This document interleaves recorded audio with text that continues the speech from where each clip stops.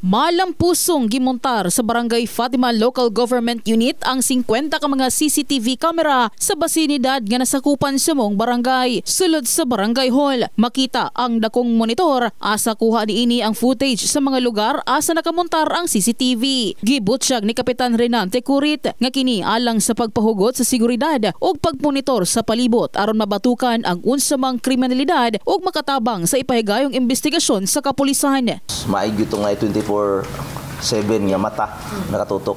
So as per recommendation sa itong PNP, may mga strategic area nga dito ta nagbutang sa kasi gamay pa ni nga kuan. Siguro ang natay 18 plus kining 32 karon nga ongoing ang installation. Okay.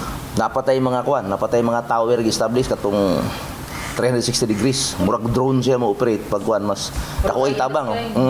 Doon na may dako pundo gikan sa Bidrim nga amo ang nagamit. To ning gidagdag sa dati na nato nga nasugdan ug mas gipanindot pa ang atuang kuan gipanindot pa ang atong kining picture nga mas malinaw unya mas kuan siya o kanang pag-zoom nimo siya dili mo sabog para mas makuha ta ng mga plate number. Usa sa mga residente nga kanhinang nabiktima sa mga kawatan ang naglaom nga makatabang kini nga masigurong paspas matagan og kasulbaran ang unsamang insidente sama sa mga pagpangawat ilabi na nga doon lamang sa ilang establishmento ang CCTV. Wala man mi ka-testing drug kuan kay nagdati tong gikawatan ni diri nagadto mi dira dito pa man daw sa papasibi ng ilang kuan ang ilang say tawag na monitor na nila so wala na namin adto dito kay gitry na mo dira kung okay.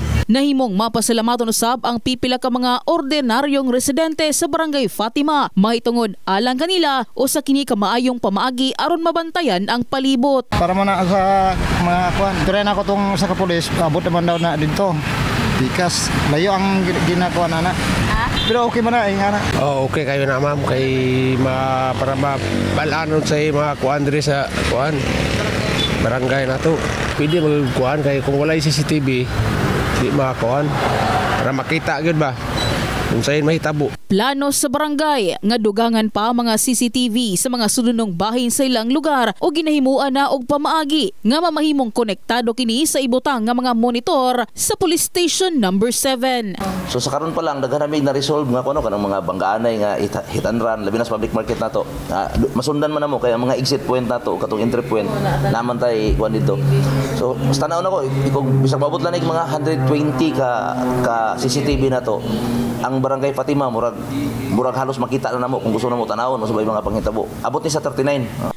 Luyos sa pagmontar og mga CCTV camera sa maong barangay. Hangyo gihapon sa opisyal og mga otoridad nga magtinabangay ang katawhan og report ang mga kadudahang individual og panghitabo sa ilang palibot. In the heart of changing lives, kini si MJ Fernandez sa Brigada News Jansan.